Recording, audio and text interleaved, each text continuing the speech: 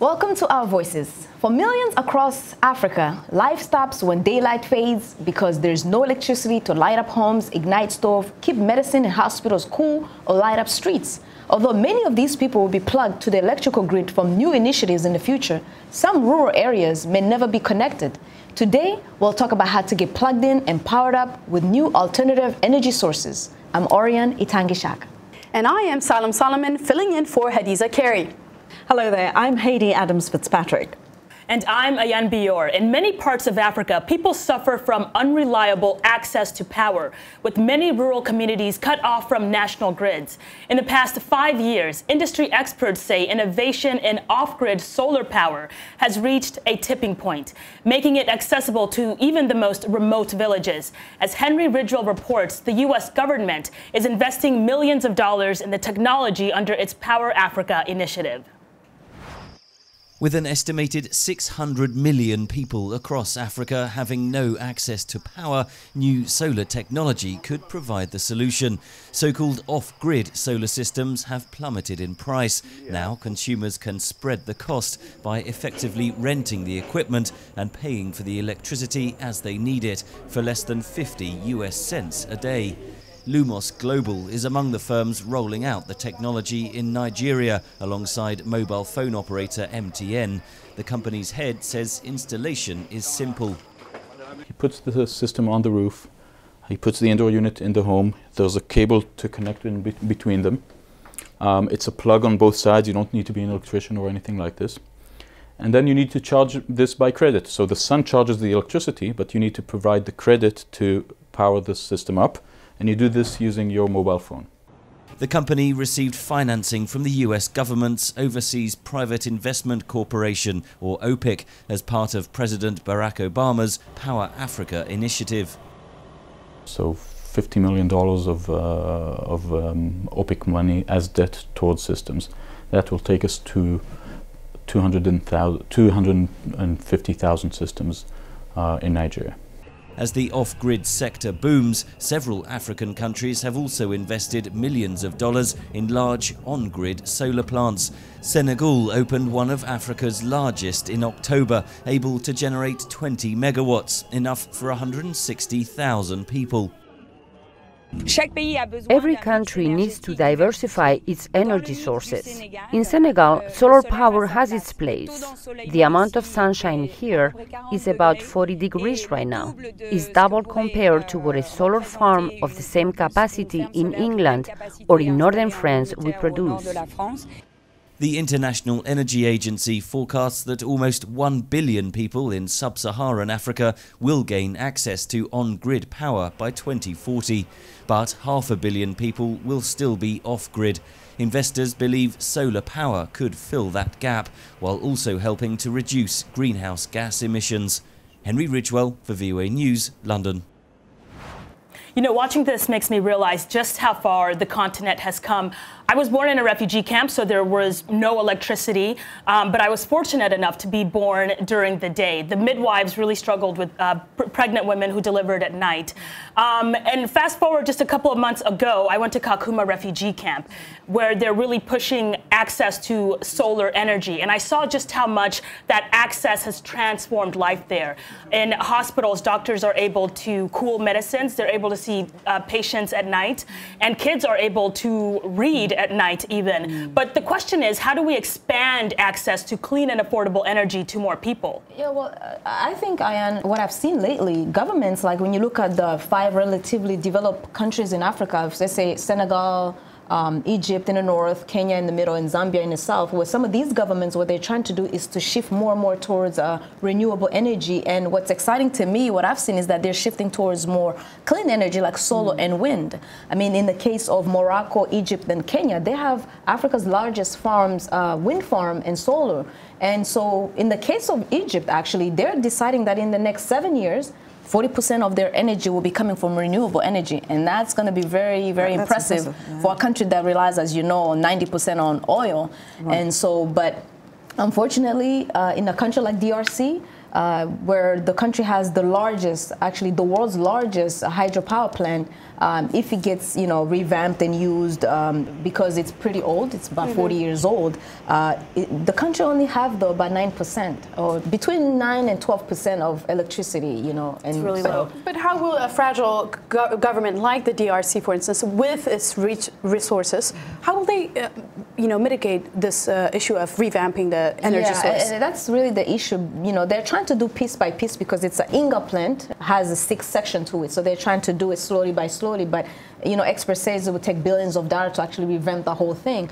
So Congo, what it's trying to do is shifting towards going with companies, private companies, solar energy companies. You have one in England called BBAC that recently signed a contract with them, and that's going to generate about 2.5 million homes with electricity. And you also have regional efforts. You have the East Africa Power Pool, and that effort, it's about 10 countries that has signed up to it, from Libya all the way to Tanzania.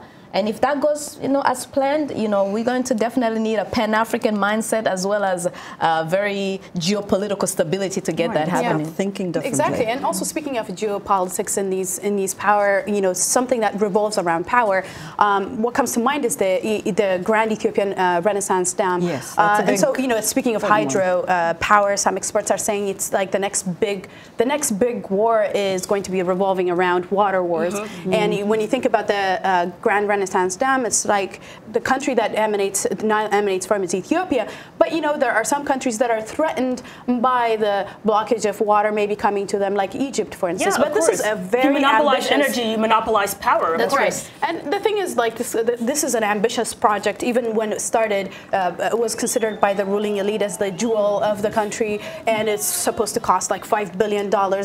It's very ambitious, and it's not done yet. But if completed, it will be the largest on the continent, so it has a big potential. And in terms of one way to avoid such conflicts on the continent, the alternative would be renewable energy and other things that we can consider. But think about anyone who has spent a significant amount of time on the continent knows that power outages are the way of life. Yeah. Right. I mean, we have that in South Africa, load shedding. That became in 2008. That became a real thing. Fortunately, I had left the country by then, so I wasn't really, I didn't fall victim to that. But I did experience my first power blackout here as an adult here in the United States, because I was so used to growing up in a country where the lights were always on and electricity was cheap. But you guys have an over dependence on coal. Precisely. I mean, more than 90% of South Africa's electricity is generated from coal, and Eskom, which is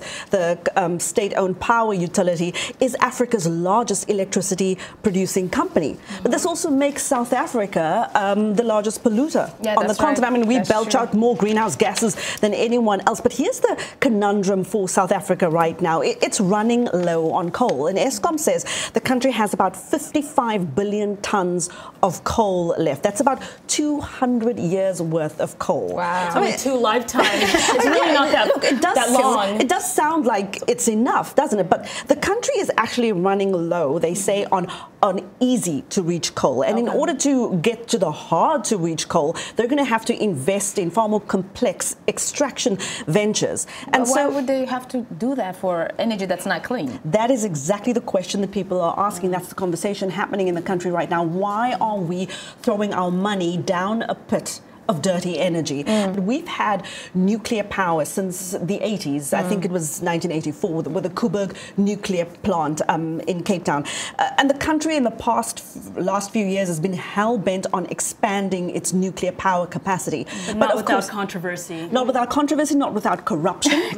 But once they could no longer make the business case for it, that's when they started running into trouble. Last year, they reviewed everything and decided, okay, listen, we're going to take another look at our energy mix, and we're going to have to include solar, wind, and hydropower part of it. But it's again the unsustainability of this over-reliance on the extractive industries. Speaking of extractive industries, the oil industry is, because of the prices that have spiked, countries that are really dependent, African countries like Angola, Nigeria, heavily dependent on petrodollars. And particularly Angola, they have to slash funding funding, on spending on essential services due to lack of money and government services and things like that. So when we're thinking about how expensive these ventures are, these are the things that are affecting the continent. Oil prices dropping doesn't help the process. Right, because those kind of economies expand or contract based on the price of oil. I mean, that just isn't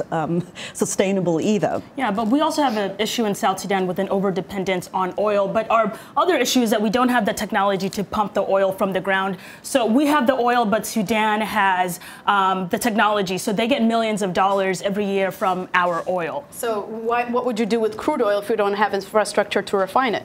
Right. Well, we're losing millions of dollars. And, not only that, but Sudan is able to leverage us politically because they have that technology, which is another issue that we have to think about. That's right.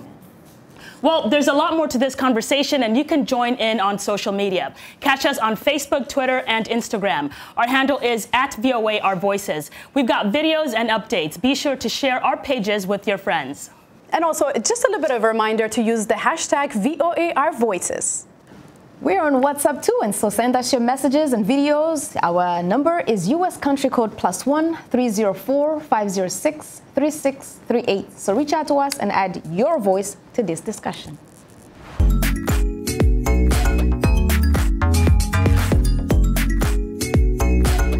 On Our Voices, we're talking about the news and issues you're talking about. Sharing stories of development and growth across Africa, Around the world and in our lives. Topics that inform, empower, and change the rules. it's time for Our Voices. With me, Haiti Adams Fitzpatrick. and Hadiza Kiari. And Ayan Bior. And Orion Itangi Shaka. Join us on Facebook at VOA Our Voices. It's time for Our Voices.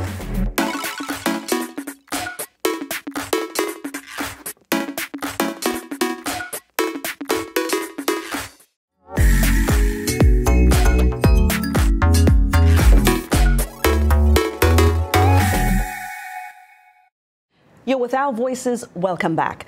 As urbanization sweeps across Africa, more and more energetic, ambitious African women are entering the energy sector. But they face many challenges. The US-funded programs Power Africa and the Young African Leaders Initiative brought 37 women to Johannesburg recently to talk about how to create a space for women in the energy sector. VOA's Anita Powell reports for us from Johannesburg. What do these African women want? Power, literally.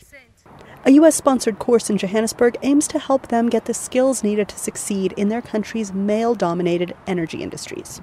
I'm learning leadership and the renewable energy and the role of women in participation in renewable energy and energy sector.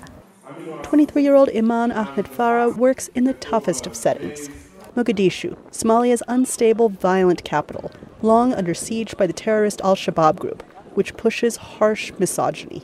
But Farah says Somalia's lack of infrastructure also makes it a great place to sell solar energy at the all-female founded company she manages. We give affordable off-grid solar home solutions in urban areas and small businesses. Harriet Tombella is Partnership and Alumni Manager for the Young African Leaders Initiative in South Africa. Women have to be integral in the development of Africa. It cannot happen without women. That's something that we need to be very clear about. Clarice Atza, a senior technician with Cameroon's National Ministry of Energy, says she wants to learn how to change the world for her daughter and her son. What I'm really glad about is the world, and Africa in particular, is really beginning to be aware that educating a woman, empowering a woman, whether through education or entrepreneurship, is empowering a whole community and a whole nation. It's making the future bright for everyone. It's hard work, but these African women say they are ready to meet the challenge. Anita Powell, VOA News, Johannesburg. You know, integrating women into this sector of the economy is really going to be vital, because at the end of the day, these are bread and butter issues, no matter which way you look at it. It's not just about switching to renewables, but it's the economics of switching to renewables. You know, I don't think any government is going to be able to just make the pivot to 100% renewables, but it is going to be a gradual shift that is inevitable. And I think governments need to prepare their workforce for this, train people and offer people alternatives in the green economy, in the renewable energy economy. They're going to have to provide jobs for people. Absolutely, Haiti. And there's a lot of opportunities in the energy sector, but there's also a lot of challenges. And I moderated a town hall in Kakuma refugee camp in Kenya about the limits and the prospects of expanding access to solar energy. But what does it take to connect more people with solar energy? And what role does the development community, the private sector, and African governments play? Tiana Radicic, a senior energy advisor with the Moving Energy Initiative, tells us about some of the challenges, including market entry barriers that discourage private companies. The private sector does have challenges in the sense that they are oftentimes deterred from entering these oftentimes remote and displaced settlements because they perceive it as a higher transaction cost because of its remoteness. Also, they perceive this market segment as being of higher risk because it is not certain what buying power the end users have.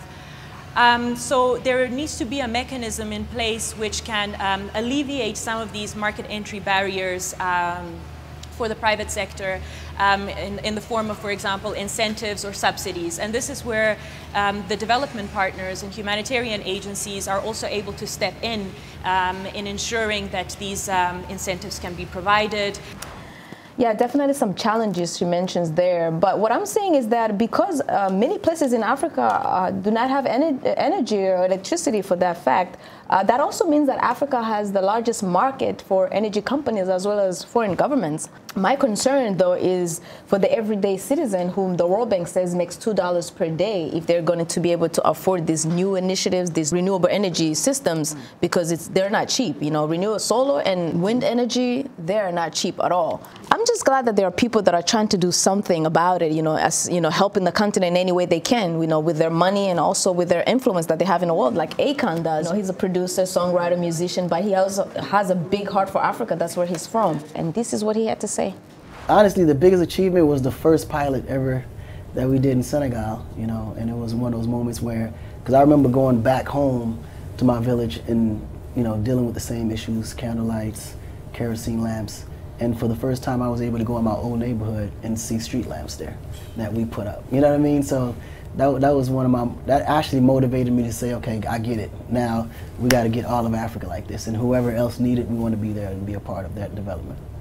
You know, lately it seems like he's been really involved in bringing electricity in Africa. About 80 million people that he has actually helped get energy. I mean, right now, to love someone that uses their celebrity to advance exactly about 15 countries. 15 countries. That's a lot of countries he's involved in. And think about it for a second. Just the fact that a third party has to come for a job that a government is supposed to do by default is very worrisome to think about. Especially sometimes governments use public services like, you know, installing electricity as a favor, as if it's not part of their jobs. And I've seen some, in the past work that we've been doing, sometimes they use it to win political power during election campaigns.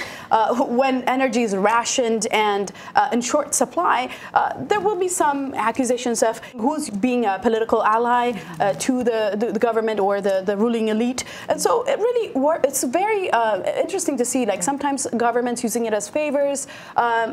It's just their job to do this. Responsibility. And also there's important work to be done if you look at it. Like, us as journalists to be watchdogs for these governments and to hold them accountable to make sure that electricity is distributed evenly and without any bias. Right, they should not be election issues. Whether you have a road or electricity or water supplies, these are basic services that they are elected to elected office to provide. I mean, I also think that's why many urban planners and environmental activists have been saying, let's rethink the grid. Instead of having this giant centralized power system with electrical wires wires strung 100 kilometers in different directions. Think about small neighborhood scale microgrids where you're able to electrify, say, 50 or 60 households at a time through solar and wind turbines. This is a much smaller but incremental investment, and that's when we can start thinking about electricity as really a public good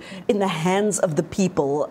Yes, of course, there are going to be startup costs, things like, metering, in terms of metering and things like that. The sun is free. We're in Africa. Exactly. We have the best sun.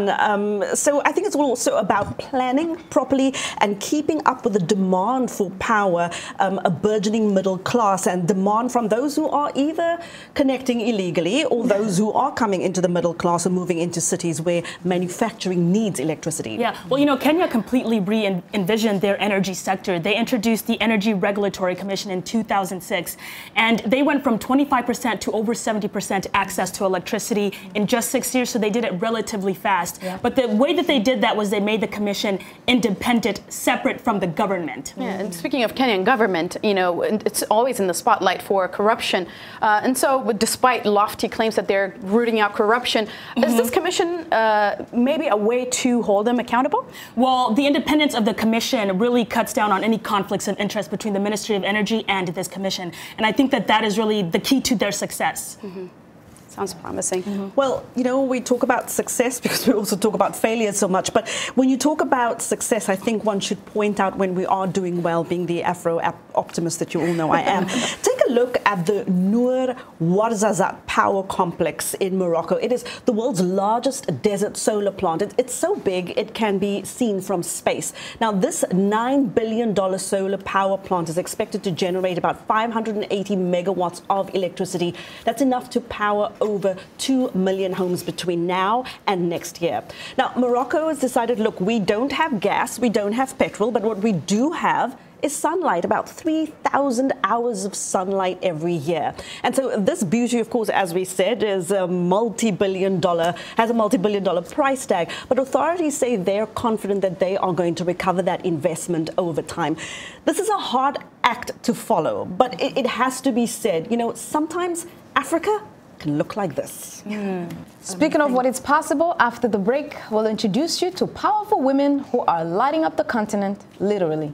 But first, it's time for your voices to be heard. Here's what some of you had to say about bringing more power to the people on the continent. We'll be right back. I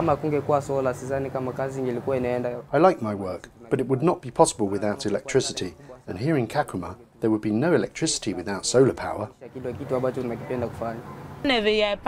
When we first came here, there was no electricity. But thanks to Lumos, the solar electricity company, we have electricity all the time, and I can help my child with homework.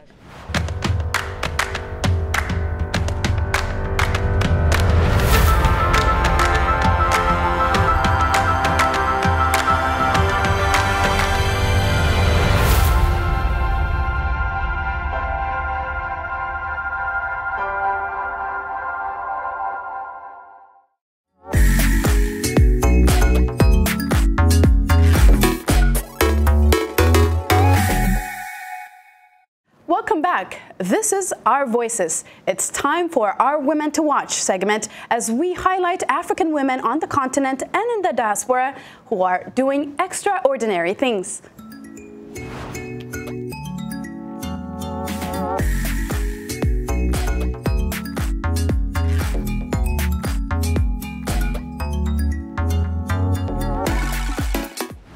Growing up in a rural village in South Africa, Dr. Margaret Nkosi never dreamed she'd become an engineer, let alone South Africa's first female nuclear engineer. Today, she leads the National Nuclear Regulators Center for Nuclear Safety and Security in South Africa and mentors other women so they too can be successful. Another woman to watch, Habiba Ali, is the managing director and the CEO of SOSAI Renewable Energies Company, one of the largest distributors of renewable energy in Nigeria. She set up the company in 2004 and has since recorded huge results in pushing solar power to rural areas, providing renewable energy products like solar lamps, water purifiers, and solar panels, as well as energy consulting services to help bring clean, renewable energy solutions to Nigeria various budding communities. Ali also co-founded the Developmental Association for Renewable Energies and is a member of the Partnership for Clean Indoor Air and the Nigerian Energy Network. I'm watching the grandmas of Barefoot College in India. Hundreds of women from Africa, almost all of them never went to school, yet they have trained at the Barefoot College to become solar engineers. After 6 months of learning how to build and maintain home solar systems, they go back to their villages empowered to supply their inaccessible villages with clean, low-cost solar energy. For less than $1 a day, they've transformed the lives of thousands of families. You know what's very interesting about this is that the grandmothers that I trusted already in their communities end up being the role models. Yeah, oh, they're so sweet. Yeah.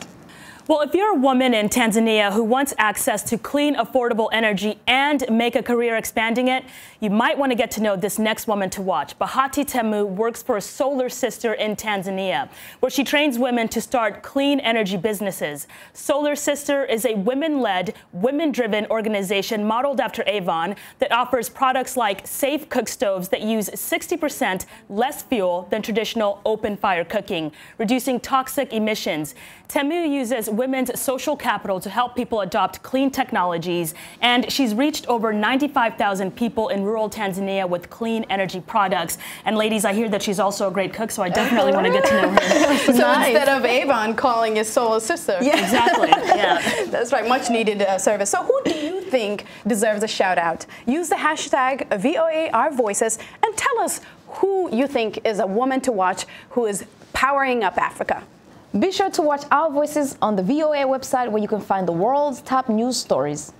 We leave you with a quote from Dr. Linda Davis of W Power, where she directs efforts to build a global partnership promoting the central role that women must play in the adoption of clean cooking and lighting technologies.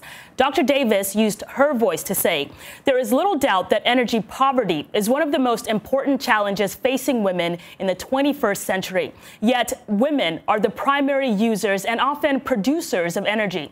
And so without their direct involvement, clean energy technologies and initiatives like W Power are at risk of not reaching their intended populations or use." And that is our show for this week. To quote Salem Solomon, who says, lots to think about in a Pan-African way. Thank you so much for being with us, Salem. It was great having you here. And thank you very much for joining us here on Our Voices. We'll see you all next time. Until then, it's goodbye.